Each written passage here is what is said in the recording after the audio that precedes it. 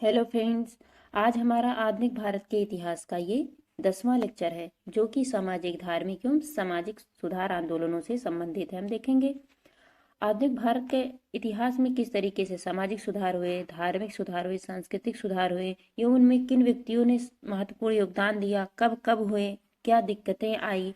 इसको हम प्रश्नों के माध्यम से समझेंगे। चूंकि हम महेश अग्रवाल सर की एनसीईआरटी से कवर कर रहे हैं तो एनसीईआरटी के प्रश्न अपने आप में ही बहुत महत्वपूर्ण होते हैं और प्रश्नों के माध्यम से हम एक्सप्लेनेशन भी करेंगे। हमें जहां आवश्यक होगा उसके बारे में थोड़ा डिटेल से भी जानेंगे। तो चलिए प्रश्नों को देखते हैं। पहला प्रश्न है, भारतीय पुनर्जागरण का जनक किसे कहा जाता है? पुनर्जागरण का जनक, भारतीय पुनर्जागरण का जनक राजा राम मोहन राय को कहा जाता है। पुनर्जागरण का अर्थ क्या होता है कि जैसे नई नई चेतना जागृत होना, अपने अधिकारों के प्रति, जो कुरीतियां हैं उनके प्रति आप क्रॉस क्वेश्चन पूछ सकते हो कि ऐसा है तो क्यों है। तो ये जो विचारधारा है, नई नई विचारधारा उत्पन्न होना जो समाज में थोड़ा बदलाव लाए और सही दिशा में हो, ऐसे परिवर्तन को पुनर्जागरण कहा जाता है। तो भारत में भारतीय पुनर्जागरण का जनक राजा राम मोहन राय को कहा जाता है। यहाँ पे नोट है, राजा राम मोहन राय को भारत में सुधार आंदोलनों तथा भारतीय राष्ट्रवाद का जनक भी कहा जाता है।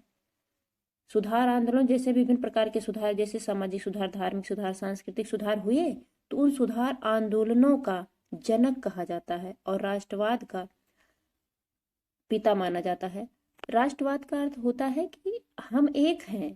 ये भावना कहीं दब सी गई हमारे यहाँ।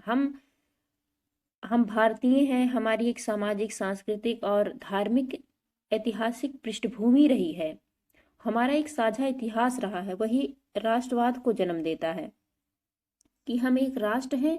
इसकी भावना कहीं ना कहीं दब चुकी थी, उसको जागृत करना ये राष्ट्रवाद कहलाता है। तो उसकी जागृत करता, प्रारंभ करता राजा राम मोहन राय को कहा जाता है।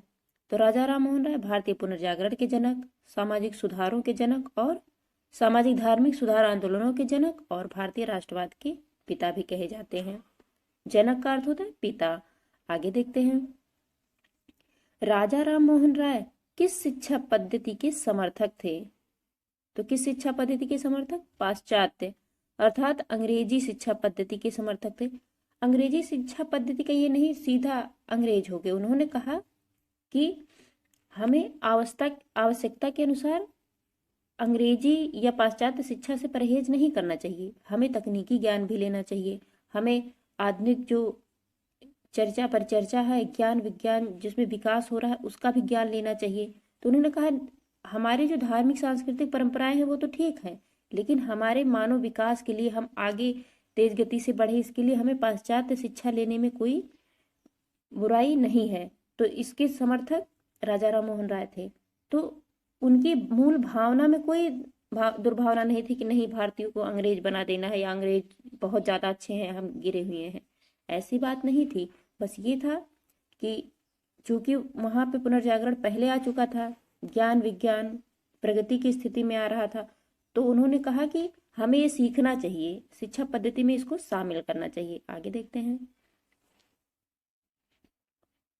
राजा राम मोहन राय द्वारा कलकत्ता में ब्रह्म समाज की स्थापना किस वर्ष की गई थी? 1828 ईस्वी में। ब्रह्म समाज की स्थापना 1828 ईस्वी में राजा राम मोहन राय द्वारा कलकत्ता में की गई थी। तो ये एक प्रश्न आपका तैयार हो जाएगा। इससे 4 प्रश्न, राजा राम मोहन राय द्वारा कब ब्रह्म समाज की स्थापना हुई? तो 1828 ईस्वी में। 1828 ईस्वी में जब ब्रह्म समाज की स्थापना हुई तो उस समय कौन गवर्नर जनरल थे?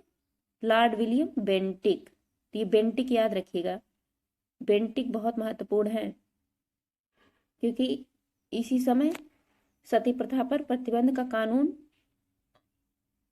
1829 ईस्वी में आया था। तो याद रखिएगा इस समय विलियम बेंटिक थे।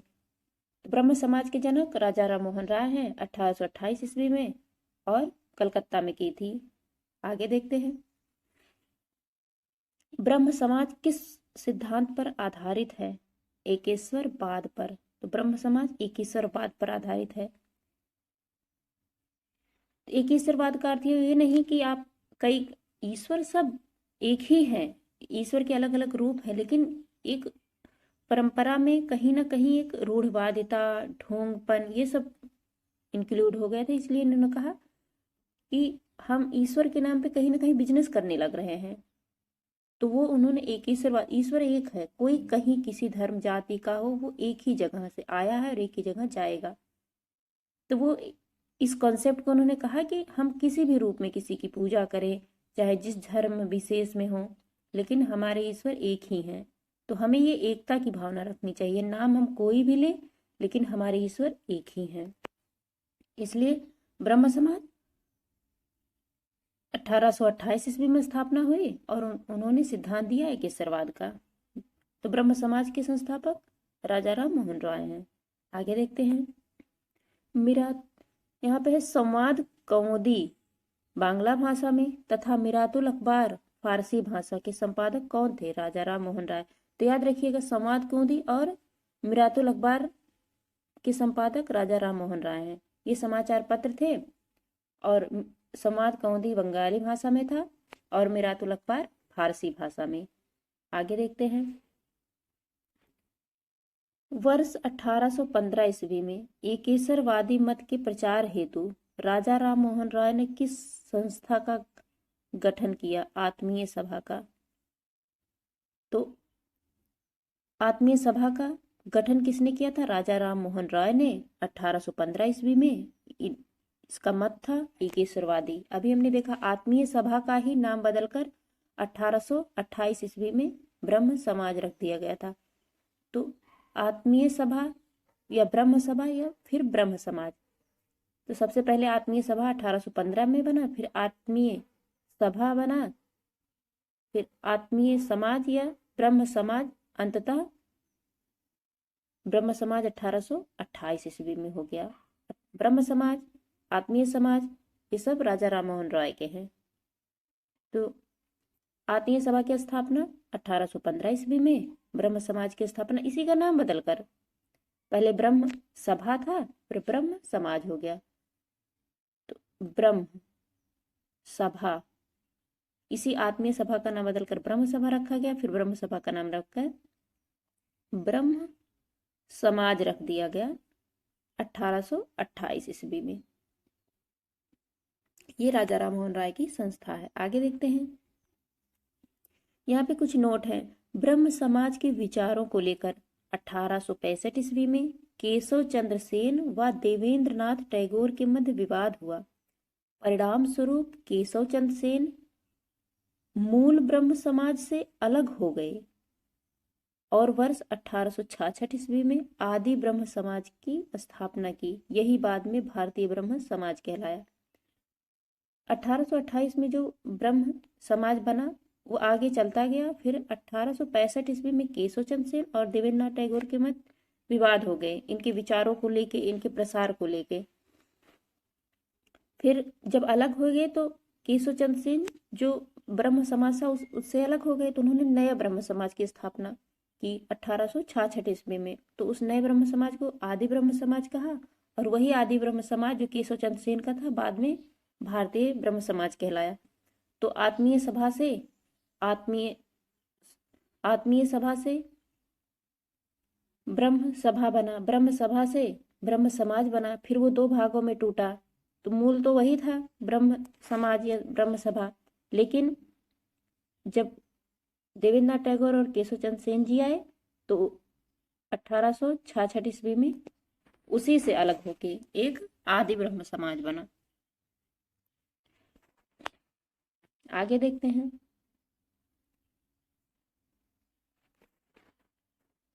राजा राम मोहन राय को राजा की उपाधि किसने दी थी?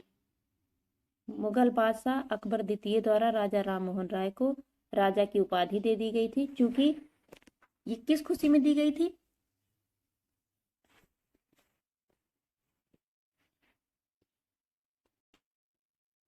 क्योंकि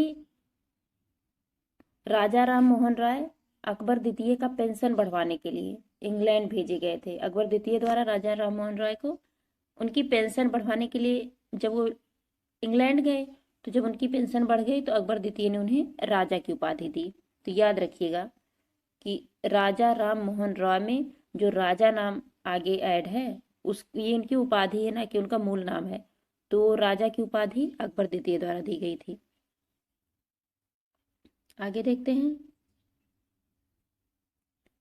राजा राम मोहन राय की समाधि कहाँ स्थित है? तो राजा राम मोहन राय की उपाधि समाधि ब्रिस्टल में स्थित है। ब्रिस्टल कहाँ है? इंग्लैंड में। तो राजा राम मोहन राय अर्थात उनकी मृत्यु कहाँ हुई थी? तो वह ब्रिस्टल में हुई होगी और वहीं उनको दफना दिया गया और उनकी समाधि ब्रिस्टल में है, जो कि ब्रिस्टल इंग्लैंड में है। तो ये पूछा जाएगा कि उनकी समाधि कहाँ है, भारत में कहीं नहीं, इंग्लैंड में है। आगे देखते हैं, वर्ष 1872 ईस्वी में नेटिव मैरिज अधिनियम को पारित करवाने में किसने महत्वपूर्ण भूमिका निभाई थी? तो नेटिव मैरिज अधिनियम पारित कराने में केशव चंद्र सेन ने महत्वपूर्ण भूमिका निभाई थी। तो नेटिव मैरिज अधिनियम किससे संबंधित है? केशव चंद्र सेन से।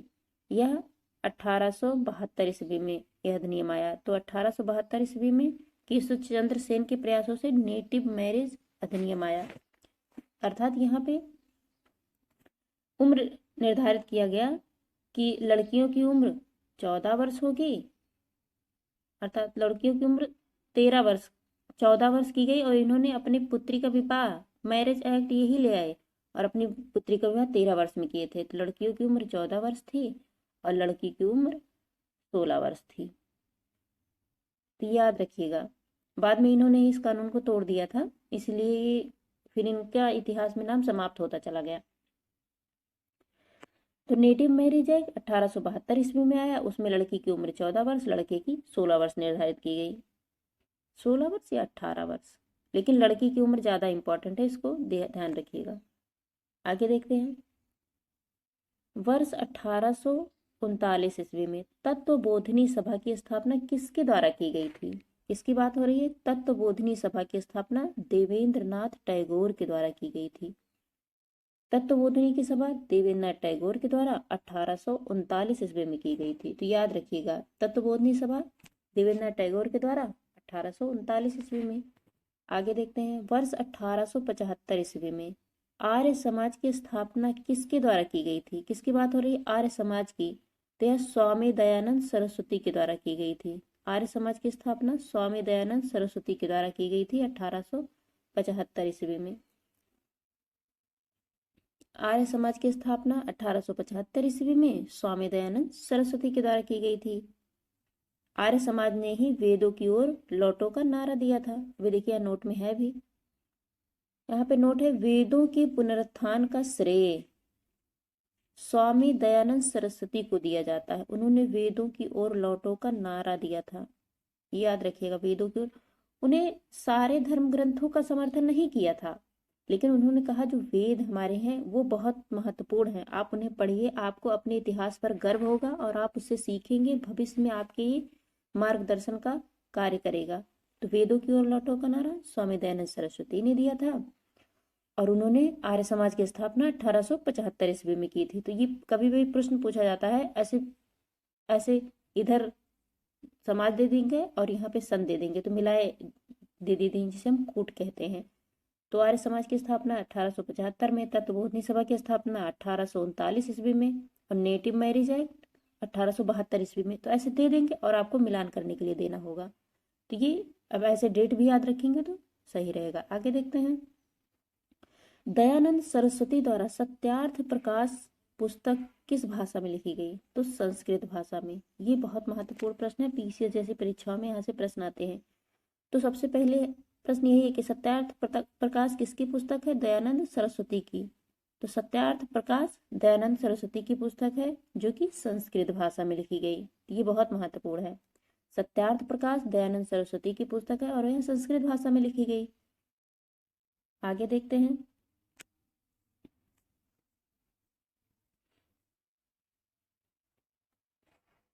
किस समाज सुधारक को भारत में मार्टिन लूथर किंग कहा जाता है?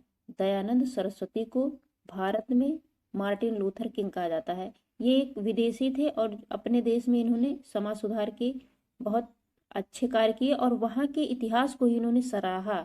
उसी तरीके से दयानंद सरस्वती ने भी भारत में भारतीयों के इतिहास को सराहने और कुछ धर्म ग्रंथों के माध्यम से जो ज़्यादा ऑथेंटिक है, सभी धर्म नहीं, क्योंकि ये भी एकेश्वरवाद के समर्थक थे, तो इन्होंने अपने ही इतिहास को गौरवान्वित महसूस कराने के लिए भारतीयों के लिए प्रयास किया। उसी तरीके से मार्टिन लूथर ने भी किया था। इसीलिए दयानंद सरस्वती को मार्टिन लूथर किंग की संज्ञा दी जाती है कि जिस उन्हीं के समान ये भी हैं। आगे देखते हैं। वह व्यक्ति जिसने सर्वप्रथम स्वराज शब्द का प्रयोग किया और हिंदी को राष्ट्रभाषा माना, वो कौन थे? स्वामी दयानंद सरस्वती। सबसे महत्वपूर्ण प्रश्न यही है कि हिंदी को राष्ट्रभाषा सर्वप्रथम किसने माना था? दयानंद सरस्वती ने। और सबसे पहले स्वराज शब्द का प्रयोग किसने किया? दयानंद सरस्वती ने। हम देखते हैं कि स्वदेशी स्वराज शब्द आते हैं 1905 में, जब बंगाल विभाजन होता है तो स्वराज की मांग उठती है, स्वदेशी का प्रचार होता है। लेकिन उससे पहले दयानंद सरस्वती ने 1875-76 के आसपास ही स्वराज शब्द दे दिया गया, हमें स्वराज प्राप्त करना चाहिए, और हिंदी को उन्होंने राष्ट्रभाषा की संज्ञा दी। तो ये प्रश्न आएगा, स्वराज शब्द सबसे पहले किसने प्रयोग किया था? तो दयानंद सरस्वती ने। और हिंदी भाषा को राष्ट्रभाषा माना जाए, यह प्रयास सबसे पहले किसने किया? स्वामी दयानंद सरस्वती ने। आगे देखते हैं। किस बंगाली नेता ने सती प्रथा का समर्थन किया था? सती प्रथा तो सबके लिए घातक था, लेकिन कौन ऐसा व्यक्ति था जिसने सती प्रथा का समर्थन किया कि नहीं, सती प्रथा ठीक बात है? राधाकांत देव। ये बहुत महत्वपूर्ण है, आप ये याद रखिएगा। आगे देखते हैं। तो ये याद रखिएगा, सती प्रथा एक्ट कब आया था? 1829 ईस्वी में। लेकिन उसका कि सती प्रथा होना चाहिए, इसका समर्थन राधाकांत देव ने किया था। आगे देखते हैं।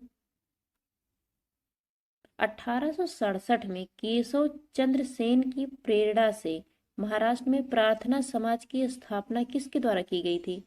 तो प्रार्थना समाज की स्थापना आत्माराम पांडुरंग के द्वारा की गई थी। तो ये बहुत महत्वपूर्ण है। आत्माराम पांडुरंग के द्वारा केशव चंद्र सेन के प्रयासों से महाराष्ट्र में प्रार्थना समाज की स्थापना 1867 ईस्वी में की गई। तो प्रेरणा तो केशव चंद्र सेन से लिए, लेकिन स्थापना आत्माराम पांडुरंग के द्वारा की गई थी। तो ये प्रार्थना समाज ऐसे कोट में दे देगा, जैसे हमने अभी देखा ना, ब्रह्म समाज और आर्य समाज, उसी तरीके से प्रार्थना समाज है, इसकी स्थापना आत्माराम पांडुरंग ने की थी, महाराष्ट्र में की थी, 1867 में की थी। आगे देखते हैं। किस एक समाज सुधारक को महाराष्ट्र का सुकरात कहा जाता है? महादेव गोविंद रानाडे को महाराष्ट्र का सुकरात कहा जाता है। सुकरात विदेशी व्यक्ति थे और बहुत महत्वपूर्ण थे। जैसे हमारे यहाँ जो अच्छा कार्य करेगा हमारे देश में, हमारे राष्ट्र के लोग, तो वो उनकी तुलना हम बाहरियों की तुलना, चूंकि इतिहास या तो बाहरी लोगों के द्वारा लिखा गया या तो कुछ जिन पे बाहरी लोगों की छाप थी उनके द्वारा लिखा गया। तो जो हमारे यहाँ कार्य महान कार्य के, जैसे कालिदास को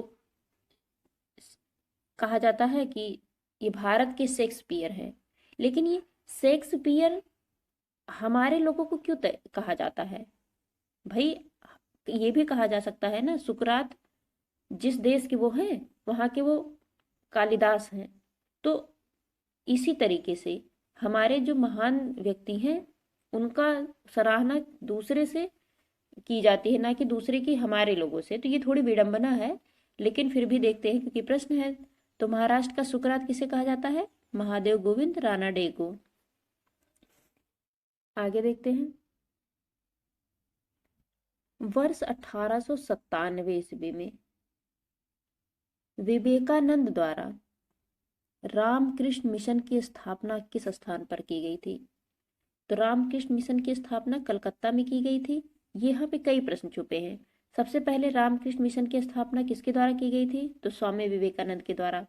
रामकृष्ण मिशन कब स्थापित हुआ था, इसकी स्थापना कब की गई थी? 1897 ईस्वी में। याद रखिएगा 1897 ईस्वी में। और कहाँ की गई थी? तो कलकत्ता में।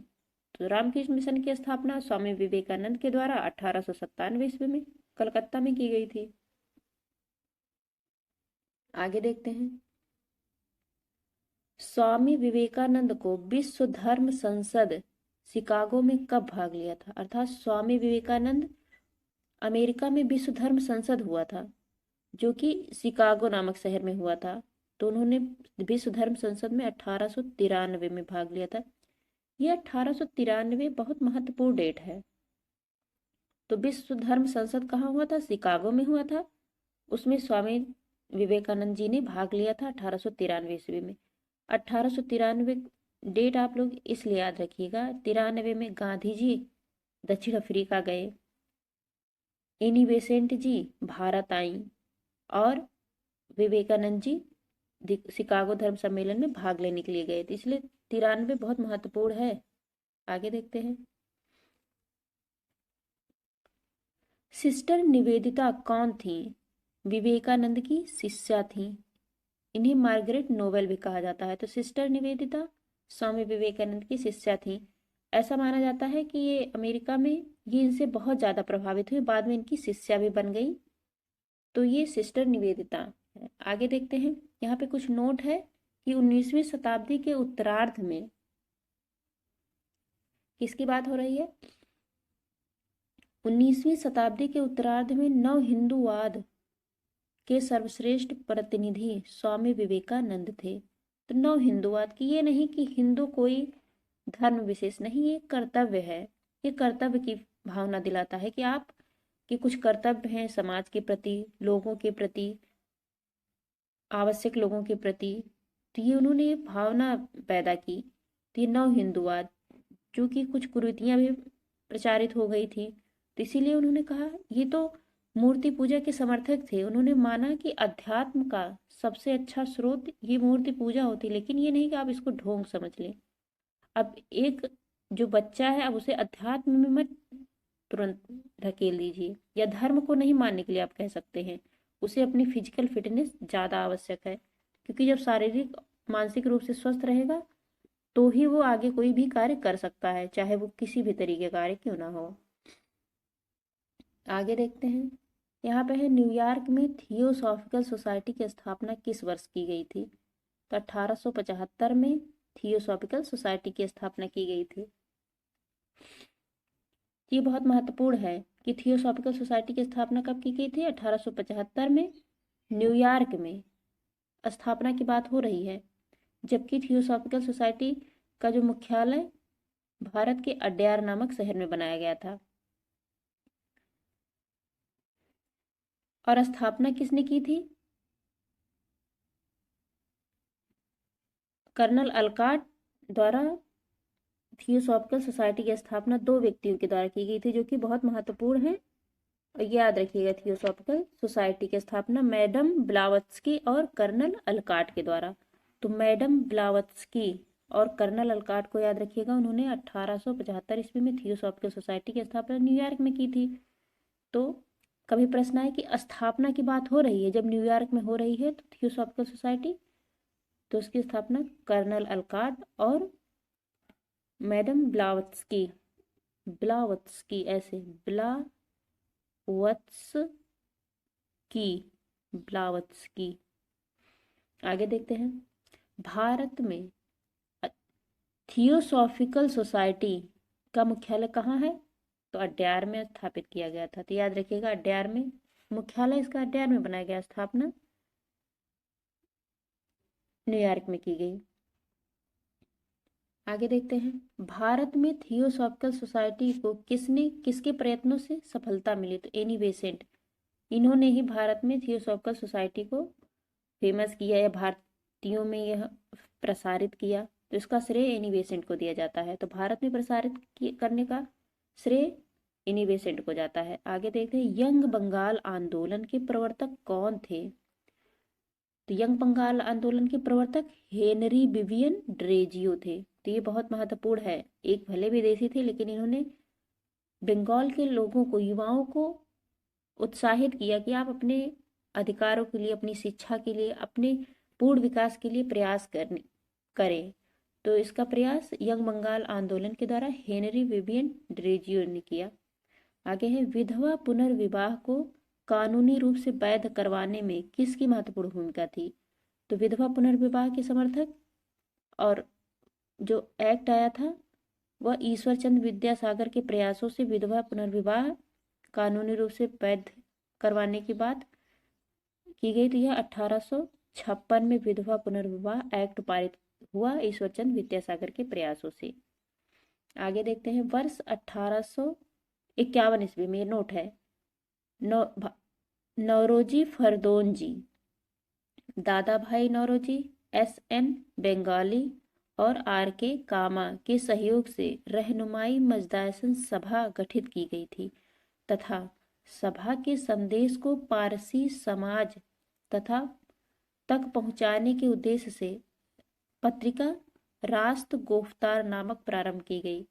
तो रास्त गोफ्तार नामक पत्रिका रहनुमाई मजदूर सभा के द्वारा प्रकाशित होती थी, जिसकी स्थापना 1851 ईस्वी में नौरोजी फरदोनजी, दादा भाई नौरोजी, एस.एन. बंगाली और आर.के. कामा के द्वारा की गई थी। तो रहनुमाई मजदूर सभा, कभी कभी अगर एक व्यक्ति का नाम आए तो नौरोजी फरदोनजी के द्वारा की गई थी, और रहनुमाई मजदूर सभा के द्वारा एक पत्रिका निकाली जाती है जिसे रास्त गोफ्तार कहते हैं। यह किसकी पत्रिका थी? मुख्यतः इसे माना जाता है कि दादा भाई नौरोजी की थी। आगे देखते हैं, यहाँ पे है कि दलित जातियों के कल्याण के लिए ज्योतिबा फुले ने वर्ष 1873 ईस्वी में किस संस्था की स्थापना की? तो ज्योतिबा फुले के द्वारा सत्यशोधक समाज की स्थापना की गई थी 1873 ईस्वी में। यह दलितों के कल्याण के लिए, तो सबसे महत्वपूर्ण यही है कि सत्यशोधक समाज किसके द्वारा स्थापित हुआ था? ज्योतिबा फुले के द्वारा 1873 ईस्वी में। देखिए ये भी आएगा कि 1875 में आर्य समाज की स्थापना हुई, 73 में, तो ऐसे कूट मिलाने के लिए भी दे देगा, या तो सीधे प्रश्न दे देगा, तो भी याद रखिएगा। आगे यहाँ पे एक नोट है कि स्वतंत्रता के पश्चात मौलाना आजाद भारत के पहले शिक्षा मंत्री बने तथा विश्वविद्यालय अनुदान आयोग की स्थापना की, जिसे हम यूजीसी कहते हैं। उसकी स्थापना मौलाना अबुल कलाम आजाद के द्वारा की गई थी। वो पहले भारत के शिक्षा मंत्री हैं थे। आगे देखते हैं, यहाँ पे एक प्रश्न है, ब्राह्मणों का, आगे देखते हैं, यहाँ पे ब्राह्मणों की सर्वोच्च चुनौती देने के लिए आत्मसम्मान आंदोलन किसके द्वारा चलाया गया था? तो ब्राह्मणों को चुनौती देने के लिए वी रामास्वामी नायकर के द्वारा आत्मसम्मान आंदोलन चलाया गया था, जो कि यह दक्षिण भारत के केरल में पेरियार के आसपास चलाया गया था। तो सबसे महत्वपूर्ण प्रश्न ये, आत्मसम्मान आंदोलन किससे संबंधित है? वी रामास्वामी नायकर के द्वारा। आगे देखते हैं, राधा स्वामी सत्संग के संस्थापक कौन थे? शिवदयाल साहब राधा स्वामी सत्संग के संस्थापक थे। तो याद रखिएगा, राधा स्वामी सत्संग शिवदयाल साहब के द्वारा स्थापित हुआ। आगे प्रश्न है यहाँ पे, गुलामगिरी पुस्तक के लेखक कौन थे? तो ज्योतिबा फुले थे। गुलामगिरी पुस्तक के लेखक ज्योतिबा फुले जी थे। तो याद रखिएगा, गुलामगिरी किसकी पुस्तक है? ज्योतिबा फुले की। आगे है, सर्वेंट्स ऑफ इंडिया सोसाइटी की स्थापना किसने की थी? तो गोपाल कृष्ण गोखले के द्वारा सर्वेंट्स ऑफ इंडिया सोसाइटी की स्थापना की गई थी। तो ये बहुत महत्वपूर्ण है। और ये कब की गई थी? तो ये जब बंगाल विभाजन हुआ उसके आसपास 1905 ईस्वी में सर्वेंट्स ऑफ इंडिया सोसाइटी की स्थापना गोपाल कृष्ण गोखले के द्वारा की गई थी। तो सर्वेंट्स ऑफ इंडिया सोसाइटी किसकी है? गोपाल कृष्ण गोखले की है, जो 1905 ईस्वी में स्थापित हुआ। आगे है, यही हम हिंदू सामाजिक धार्मिक सुधार में जो आंदोलन हुए उससे संबंधित व्यक्ति कौन सी संस्था है और उनके उद्देश्य क्या थे। तो ये एक नोट है, इसको देख लेते हैं। आत्मीय सभा की स्थापना राजा राम मोहन राय के द्वारा की गई थी, 1815 ईस्वी में कलकत्ता में की गई थी, और हिंदू धर्म की बुराइयों पर आक्रमण व एकीश्वरवाद का प्रचार प्रसार करने के लिए की गई थी। तो आत्मीय सभा की स्थापना राजा राम मोहन राय के द्वारा 1815 ईस्वी में की गई थी, कलकत्ता में की गई थी, स्थान कलकत्ता था और ये हिंदू धर्म की जो बुराइयां हैं और उन पर आघात करने के लिए किया गया था। आगे है ब्रह्म समाज की स्थापना राजा राम मोहन राय के द्वारा ही 1828 ईस्वी में की गई थी, वो भी कलकत्ता में, चूंकि हमने देखा था आत्मीय सभा का ही परिवर्तित नाम ब्रह्म समाज था। तो इसका भी उद्देश्य एकेश्वरवाद का प्रचार करना और पहले इसका नाम ब्रह्म सभा था। आगे है धर्म सभा राधाकांत देव, यही एक व्यक्ति है जो हमने देखा था कि उन्होंने विधवा पुनर्विवाह का विरोध किया था। तो राधाकांत देव की संस्था धर्म सभा है, 1829 ईस्वी में उन्होंने स्थापित किया था और कलकत्ता में इनकी स्थापना ब्रह्म समाज के विरोध में हुई तथा इसका उद्देश्य हिंदू धर्म की रक्षा करना था। अर्थात जिस तरीके से वो चल रहा था ये उसी के समर्थक थे, उसमें जो कुरीति थी, जो बुराइयां थी, उनके कहा कि ये सब धर्म के हिस्से हैं। तो धर्म सभा राधाकांत देव की है जो 1829 ईस्वी में स्थापित हुआ। तो राधाकांत देव के बारे में एक फैक्ट आप याद रखिएगा जो हमने आगे पढ़ा कि इन्होंने विधवा पुनर्विवाह अधिनियम का विरोध किया था कि नहीं, विधवा पुनर्विवाह नहीं होना चाहिए, गलत है। आगे है तत्वबोधिनी सभा किसकी है? तो तत्वबोधिनी सभा की स्थापना देवेंद्रनाथ टैगोर के द्वारा की गई थी, 1829 ईस्वी में की गई थी, कलकत्ता में की गई थी और इसका उद्देश्य राजा राम मोहन राय के विचारों का प्रसार करना। हम आगे देखते हैं कि देवेंद्रनाथ टैगोर के द्वारा ही ब्रह्म समाज को आगे बढ़ाया गया था। आगे है परमहंस मंडली की स्थापना दादोबा पांडुरंग के द्वारा की गई थी, 1849 ईस्वी में की गई थी, बम्बई में की गई थी। इसका उद्देश्य जाति प्रथा के बंधनों को समाप्त करना था। ये बहुत महत्वपूर्ण है। परमहंस मंडली सभा दादोबा पांडुरंग की है, 1849 ईस्वी में बम्बई में स्थापित की गई।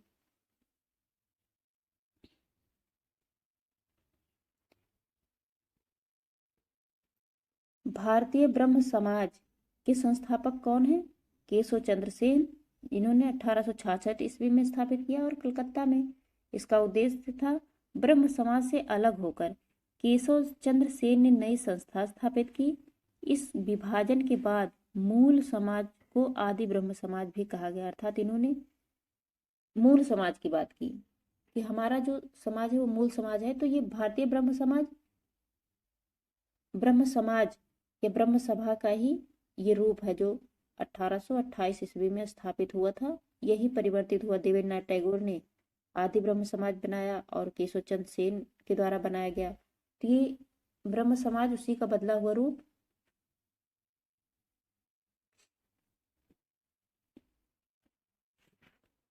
भारतीय ब्रह्म समाज कहलाया। तो याद रखिएगा कि आदि ब्रह्म समाज अर्थात जो पुराना ब्रह्म समाज था वो देवेंद्रनाथ टैगोर के हिस्से में गया और नया ब्रह्म समाज जिसे भारतीय ब्रह्म समाज कहते हैं वो केशव चंद्र सेन ने उसे स्थापित किया। आगे है प्रार्थना सभा किसकी है? आत्माराम पांडुरंग के द्वारा स्थापित हुई थी, 1867 ईस्वी में बंबई में स्थापित हुआ था। इसका प्रमुख उद्देश्य हिंदू धर्म के विचारों तथा प्रचलित मान्यताओं में सुधार करना था। तो ब्रह्म समाज केशव चंद्र सेन का था जो कि भारतीय ब्रह्म समाज के रूप में हुआ और प्रार्थना समाज आत्माराम पांडुरंग के द्वारा स्थापित हुआ। तो कभी भी प्रश्न है कि प्रार्थना समाज की स्थापना आत्माराम पांडुरंग के द्वारा 1867 ईस्वी में की गई थी, बंबई में की गई थी। आगे है आर्य समाज की स्थापना दयानंद सरस्वती के द्वारा की गई थी। ये बहुत महत्वपूर्ण है। आर्य समाज की स्थापना दयानंद सरस्वती के द्वारा 1875 ईस्वी में की गई, बंबई में की गई। इसमें हिंदू धर्म में सुधार तथा हिंदुओं का धर्म परिवर्तन रोकना, कि आप ये नहीं कि धर्म परिवर्तित कर लोगे तो आपकी समस्याओं का हल हो जाएगा, नहीं, कोई बुराई है तो आप उसको दूर करिए। तो आर्य समाज दयानंद सरस्वती का था। वेदों की ओर लौटो का नारा दयानंद सरस्वती के द्वारा दिया गया था और आर्य समाज की स्थापना 1875 ईस्वी में की गई थी। आगे है थियोसॉफिकल सोसाइटी की स्थापना मैडम मैडम ब्लावत्स्की और हेनरी अल्काट के द्वारा की गई थी। तो मैडम ब्लावत्स्की और कर्नल अल्काट के द्वारा 1875 ईस्वी में न्यूयॉर्क में किया गया था। थियोसॉफिकल सोसाइटी न्यूयॉर्क में स्थापित हुआ था दो व्यक्तियों के प्रयासों से, मैडम ब्लावत्स्की और कर्नल अल्काट के द्वारा। उद्देश्य क्या था? इस संस्था का प्रमुख उद्देश्य प्राचीन हिंदू धर्म एवं दर्शन का प्रसार एवं विश्व बंधुत्व की भावना विकसित करना था। सोचिए, विदेशी व्यक्ति थे फिर भी ये भारत की सराहना कर रहे थे। ये हमारे लिए उस समय बहुत गौरव की बात थी। आगे देखते हैं, साधारण ब्रह्म समाज, वही ब्रह्म समाज का अलग रूप विश्वनाथ शास्त्री के द्वारा 1878 ईस्वी में स्थापित हुआ कलकत्ता में। ब्रह्म समाज में द्वितीय विभाजन, समाज की व्यवस्था तथा समाज सुधार के प्रश्न पर केशव चंद्र सेन के युवा अनुयायियों के एक वर्ग ने उन्हें छोड़ दिया था। आप देख रहे हैं उनके नेतृत्व में किस तरीके से भारतीय ब्रह्म समाज बन रहा है, फिर साधारण ब्रह्म समाज हुआ। तो विश्वनाथ शास्त्री और आनंद मोहन बोस के द्वारा 1878 ईस्वी में। लेकिन जो ब्रह्म समाज बहुत ज्यादा विस्तृत हुआ उसका श्रेय भी केशव चंद्र सेन को ही जाता था। आगे है, इंडियन नेशनल सोशल कॉन्फ्रेंस की स्थापना किसने की थी? एमजी रानाडे के द्वारा, महादेव गोविंद रानाडे के द्वारा इंडियन नेशनल सोशल कॉन्फ्रेंस की स्थापना 1887 ईस्वी में बंबई में की गई थी। इसका उद्देश्य था भारतीय समाज में प्रचलित बुराइयों को दूर करके सोशल कॉन्फ्रेंस करना तथा महिला कल्याण करना। तो ये बहुत महत्वपूर्ण है। इंडियन नेशनल सोशल कॉन्फ्रेंस की स्थापना एमजी रानाडे के द्वारा की गई थी, 1887 ईस्वी में की गई थी, बंबई में किया गया था और भारतीय समाज में प्रचलित बुराइयों को दूर करने के लिए किया गया था। आगे है, रामकृष्ण मिशन की स्थापना स्वामी विवेकानंद के द्वारा 1897 ईस्वी में किया गया, वेल्लोर में किया गया। तो याद रखिएगा कि रामकृष्ण मिशन की स्थापना स्वामी विवेकानंद के द्वारा किया गया था 1897 ईस्वी में। इसका उद्देश्य मानवतावादी तथा सामाजिक कार्य करना था, अर्थात मानवता को उन्होंने सबसे महत्व दिया। आगे है, भारत सेवक समाज किसकी है? गोपाल कृष्ण गोखले की। इसको हम इंग्लिश में क्या कहते हैं? Servants of India society. English में इसे सर्वेंट ऑफ इंडिया सोसाइटी कहते हैं और हिंदी में उसका ट्रांसलेट है भारत सेवक समाज। गोपाल कृष्ण गोखले की है, जो कि 1905 ईस्वी में स्थापित हुआ, बंबई में स्थापित हुआ। इसका उद्देश्य था मातृभूमि की सेवा के लिए भारतीयों को विभिन्न क्षेत्रों में शिक्षित करना। तो सर्वेंट्स ऑफ इंडिया सोसाइटी या भारत सेवक समाज ये गोपाल कृष्ण गोखले की है, जो कि 1905 में स्थापित हुआ। आगे देखते हैं, पूना सेवा सदन किसके द्वारा स्थापित हुआ था? रमाबाई रानाडे के द्वारा पूना सेवा सदन 1909 में स्थापित हुआ था, पूना में ही। इसका उद्देश्य था महिला कल्याण को बढ़ावा देना, उसका उत्थान करना। तो बस याद रखिएगा, पूना सेवा सदन रमाबाई रानाडे के द्वारा स्थापित हुआ था 1909 ईस्वी में। आगे है, सोशल सर्विस लीग के संस्थापक एनएम जोशी हैं। तो सोशल सर्विस लीग के संस्थापक एनएम जोशी हैं, जो कि 1911 ईस्वी में सोशल सर्विस लीग की स्थापना हुई, बंबई में हुई और इसका उद्देश्य सामान्य नागरिकों के लिए जीवन में बेहतर कार्य करने का अवसर प्रदान करना। तो social service league NM Joshi की है, ये बहुत महत्वपूर्ण, इसको याद रखिएगा। आगे है, विमेंस इंडियन। ये किसकी है ये नहीं है, लेकिन एक प्रसारित था। संस्थापक एक व्यक्ति तो होंगे नहीं। तो विमेंस इंडियन एक संस्था है जिसकी स्थापना 1923 ईस्वी में हुई थी, मद्रास में हुई थी। तो विमेंस इंडियन 1923 ईस्वी में मद्रास में स्थापित हुआ। यह संस्था भारतीय महिलाओं के कल्याण हेतु गठित की गई थी। बस ऐसे याद रखिएगा कि विमेंस इंडियन 1923 के आसपास आया था। ये दक्षिण भारत में चल रहा था। रहनुमाई मजदासन सभा, अभी भी हमने देखा था ना। तो रहनुमाई मजदासन सभा दादा भाई नौरोजी, फरदून जी और एच.एस. बंगाली के द्वारा 1851 ईस्वी में बंबई में स्थापित हुआ। इसका उद्देश्य था पारसी या जरथुस्ट्र राष्ट्र धर्म सुधार तथा सभी पारसी महिलाओं में आधुनिक चेतना का प्रसार करना था। मुख्यतः यह पारसी सामाजिक सुधार आंदोलन था। यहाँ पे नोट है, महाराजा खेतड़ी के सुझाव पर नरेंद्र नाथ दत्त का नाम परिवर्तित करके स्वामी विवेकानंद रखा गया। तो स्वामी विवेकानंद का मूल नाम नरेंद्र नाथ दत्त था और इनका नाम परिवर्तित महाराजा खेतड़े के महाराजा के सुझाव पर नरेंद्र नाथ दत्त नाम बदलकर स्वामी विवेकानंद का नाम स्वामी विवेकानंद रखा गया। तो याद रखिएगा, स्वामी अर्थात विवेकानंद रख दिया गया। आगे है, सिख धर्म में सुधार के लिए नामधारी आंदोलन किसके द्वारा चलाया गया था? तो गुरु राम सिंह कोका के द्वारा सिख धर्म में सुधार आंदोलन चला था, जो कि नामधारी आंदोलन था। नामधारी आंदोलन किसके द्वारा शुरू किया गया था? तो गुरु राम सिंह कोका के द्वारा। तो ये बहुत महत्वपूर्ण है, इसको याद रखिएगा, क्योंकि ये बहुत ज्यादा चर्चा में तो रहते नहीं है, लेकिन व्यक्ति उस संस्था से संबंधित वो महत्वपूर्ण होते हैं। आगे है, महाराष्ट्र के किस सुधारक को लोक हितवादी की संज्ञा दी जाती है? तो लोक हितवादी गोपाल कृष्ण गोखले देशमुख को कहा जाता है। गोपाल हरि देशमुख को लोक हितवादी नाम से जाना जाता है। तो लोक हितवादी के नाम से प्रसिद्ध है गोपाल हरि देशमुख।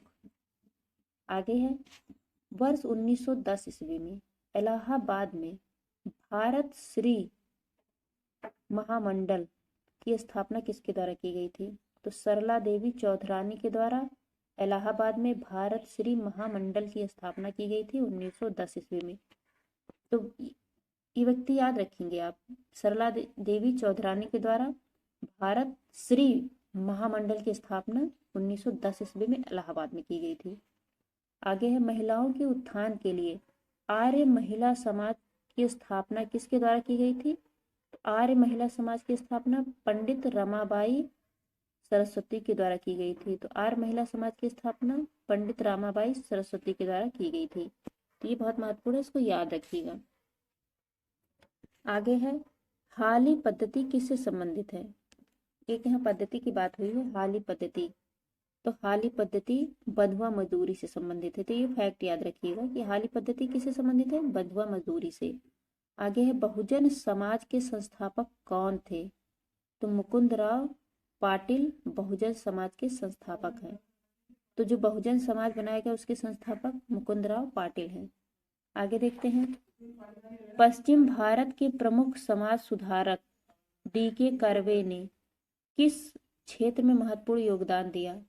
तो D.K. कर्वे के द्वारा महिला शिक्षा एवं विधवा पुनर्वास के क्षेत्र में महत्वपूर्ण कार्य किया गया। तो D.K. कर्वे महिला शिक्षा एवं विधवा पुनर्वास से संबंधित थे। तो विधवा पुनर्विवाह एवं महिला शिक्षा से संबंधित D.K. कर्वे जी थे। आगे देखते हैं, भारत में मुस्लिम सुधार आंदोलन का प्रवर्तक किसे माना जाता है? सर सैयद अहमद खान को। तो मुस्लिम सुधार आंदोलन के प्रवर्तक सर सैयद अहमद खान को माना जाता है। आगे देखते हैं, तहजीब उल अखलाक सभ्यता और नैतिकता, इसकी हिंदी होती है तहजीब उल अखलाक नामक पत्रिका के संपादक कौन थे? सर सैयद अहमद खान। तो ये व्यक्ति याद रखिएगा, तहजीब उल अखलाक किसकी पत्रिका है? तो सर सैयद अहमद की। तहजीब उल अखलाक का अर्थ होता है सभ्यता और नैतिकता। तहजीब हमने देखा तहजीब से बात को, अर्थात सभ्यता की बात होती है। आगे यहाँ पे एक नोट है, सर सैयद अहमद खान तथा बनारस के राजा शिव प्रसाद सिंह, जिसे सितारे हिंद भी कहते हैं, शिव प्रसाद सिंह ने कांग्रेस की स्थापना के विरोध में यूनाइटेड इंडिया पैट्रियाटिक एसोसिएशन की स्थापना की। तो ये बहुत महत्वपूर्ण है कि यूनाइटेड इंडिया पैट्रियाटिक एसोसिएशन की स्थापना शिव प्रसाद सिंह के द्वारा की गई थी, जो कि बनारस के थे। यह कभी भी प्रश्न आए तो कांग्रेस के विरोध में कौन सी संस्था स्थापित हुई थी? तो यूनाइटेड इंडिया पैट्रियाटिक एसोसिएशन की स्थापना हुई थी। आगे देखते हैं, यहाँ जैसे हमने हिंदू में धर्म सुधार आंदोलन देखे थे, वैसे यहाँ पे भारत में मुस्लिम सुधार आंदोलन कुछ कुछ हुए थे, तो उसको देखते हैं। अलीगढ़ आंदोलन के संस्थापक सर सैयद अहमद खां हैं। ये अलीगढ़ में इसकी स्थापना की गई थी और इसका उद्देश्य था कि यह मुख्य विशेषता यही थी कि यह अंग्रेजी शिक्षा एवं ब्रिटिश सरकार के पक्ष में सबसे प्रभावी आंदोलन था। वर्ष 1875 ईस्वी में सर सैयद अहमद खान ने अलीगढ़ में मोहम्मडन एंग्लो ओरिएंटल स्कूल की स्थापना की। तो मोहम्मडन एंग्लो ओरिएंटल की स्थापना किसके द्वारा की गई थी? सर सैयद अहमद खान के द्वारा 1875 ईस्वी में। आगे है, अहमदिया आंदोलन किससे संबंधित है? अहमदिया आंदोलन के संस्थापक मिर्जा गुलाम अहमद हैं। वो पंजाब में उनकी स्थापना किए थे। इसकी मुख्य विशेषता यह है कि उदारवादी सिद्धांत पर आधारित यह आंदोलन था। इसमें जहर का विरोध किया गया था। जहर कुछ रहा होगा, लेकिन अहमदिया आंदोलन से संबंधित व्यक्ति मिर्जा गुलाम अहमद है, तो याद रखिएगा। अहमदिया आंदोलन किसके द्वारा शुरू किया गया था? मिर्जा गुलाम अहमद के द्वारा। आगे है देवबंद आंदोलन। इसकी स्थापना मोहम्मद कासिम ननौतवी और रशीद अहमद गंगोही। तो ननौतवी और गंगोही, ये कोड वर्ड याद रखिएगा। देवबंद आंदोलन ननौतवी और गंगोही के द्वारा उत्तर प्रदेश के सहारनपुर में देवबंद नामक स्थान पर किया गया था।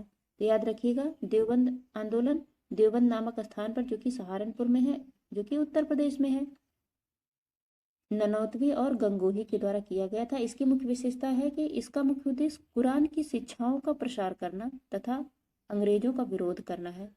तो आप ये याद रखिएगा। आगे देखते हैं। वहाबी आंदोलन के संस्थापक सर सैयद अहमद और राय बरेलवी। तो वहाबी आंदोलन के संस्थापक सर सैयद अहमद खां है, अभी हमने देखा, और राय बरेलवी के द्वारा पटना में स्थापित किया गया था। हमने इससे पहले कि उसमें भी देखा था कि वहाबी आंदोलन का मुख्य केंद्र पटना था। या देखिए लिखा भी है कि स्थापना राय बरेलवी के द्वारा सर सैयद अहमद खां के द्वारा की गई थी। इसकी मुख्य विशेषता यह है कि सांप्रदायिक मुस्लिम सुधारवादी आंदोलन था, कि जो मुस्लिमों के धर्म में कुछ कुरीतियां फैल गई थी, उसमें सुधार के लिए यह स्थापित किया गया था। आगे देखते हैं। अब यहाँ पे कुछ अंग्रेजों के द्वारा निर्मित सामाजिक सुधार और कानून अधिनियम आए थे, उससे संबंधित है। उसको हम देखते हैं कि अपने खुशी खुशी तो लाए नहीं थे, लेकिन हाँ, भारतीयों के प्रयासों से उनके समय में जो आया, हम उसको देखते हैं। यहाँ पे है कानून, उससे संबंधित गवर्नर जनरल कौन थे, किस वर्ष लाया गया और उसकी मुख्य विशेषताएं क्या हैं। तो देखते हैं। जैसे नवजात कन्या हत्या कानून जॉन सोर के समय में आया था 1795 ईस्वी में। तो 1795 ईस्वी में नवजात कन्या हत्या कानून आया। जॉन सोर उस समय गवर्नर जनरल थे। और उसकी मुख्य विशेषता यह है कि इस कानून के द्वारा कन्याओं की हत्या पर रोक लगाई गई। आगे है बाल हत्या निरोधक कानून, लॉर्ड वेलेस्ली के समय में आया, 1804 ईस्वी में आया। इसकी मुख्य विशेषता है, इस कानून के द्वारा नवजात शिशुओं को मारने पर रोक लगाई गई। आगे है सती प्रथा निषेध कानून, कब आया था? 1829 ईस्वी में। विलियम बेंटिंग उस समय गवर्नर जनरल थे, और किसके प्रयासों से? तो हमने देखा था ना, राजा राम मोहन राय के प्रयासों से सती प्रथा निषेध कानून आया 1829 ईस्वी में। और उस समय गवर्नर जनरल विलियम बेंटिक थे। इनके द्वारा सती प्रथा पर कानूनी रूप से रोक लगा दी गई, और हत्या, जो सती प्रथा होगी, उसे हत्या माना गया।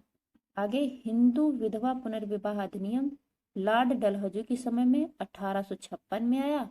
और इस अधिनियम के द्वारा विधवा विवाह को कानूनी मान्यता दे दी गई, कि नहीं, जो विधवा विवाह की जाएगी उसकी कानूनी मान्यता है, उसको रोका नहीं जाएगा। तो विधवा विवाह से संबंधित गवर्नर जनरल लॉर्ड डलहौजी हैं। और ये विधवा पुनर्विवाह अधिनियम में भारतीय व्यक्ति कौन शामिल थे? ईश्वरचंद्र विद्यासागर। आगे देखते हैं सर्वसम्मति अर्थात सम्मति आयु अधिनियम, जिसे हम कंसेप्ट ऑफ एज भी कहते हैं। यह अधिनियम लैंसडाउन के समय में 1891 ईस्वी में आया था। तो सम्मति आयु अधिनियम लैंसडाउन के द्वारा 1891 ईस्वी में आया। इसमें कहा गया कि 12 वर्ष से कम आयु के बालकों के विवाह पर रोक लगाई गई। अर्थात उस समय जो बच्चे 12 वर्ष से कम भी थे, उनका भी विवाह हो रहा था। तो याद रखिएगा, ये शारदा एक्ट बहुत महत्वपूर्ण है। ये लॉर्ड इरविन के समय में आया था, 1929 ईस्वी में आया था। और इसका उद्देश्य था कि बालकों एवं बालिकाओं के लिए विवाह की न्यूनतम आयु लड़कियों के लिए 14 वर्ष और लड़कों की 18 वर्ष। तो शारदा एक्ट में कहा गया कि मिनिमम 14 वर्ष तक की लड़की का विवाह नहीं हो सकता, 14 वर्ष से अधिक होना चाहिए, और लड़का या बालक 18 वर्ष का हो। तो सादा एक में यही पूछा जा सकता है कि बच्चों की आयु कितनी रखी गई, तो लड़कियों की 14 वर्ष, लड़कों की 18 वर्ष। आगे, हिंदू महिला सम्मति अधिनियम, अर्थात हिंदू महिला को जो संपत्ति में अधिकार दिया जाएगा, उसके लिए एक कानून लाया गया जिसे हिंदू महिला संपत्ति अधिनियम कहते हैं। यह लॉर्ड ऑकलैंड के समय में आया था 1837 ईस्वी में। इसमें कहा गया कि हिंदू महिलाओं को संपत्ति का अधिकार प्रदान किया जाएगा।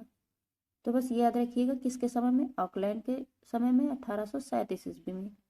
दास प्रथा प्रतिबंध अधिनियम आया लॉर्ड एलनबरो के समय में 1843 ईस्वी में। उससे पहले तो दास प्रथा का जो प्रतिबंध कानून आया लॉर्ड एलनबरो के समय में 1843 में। 1833 की चार्टर अधिनियम के द्वारा दास प्रथा पर प्रतिबंध लगाया गया। तो ये बहुत महत्वपूर्ण है।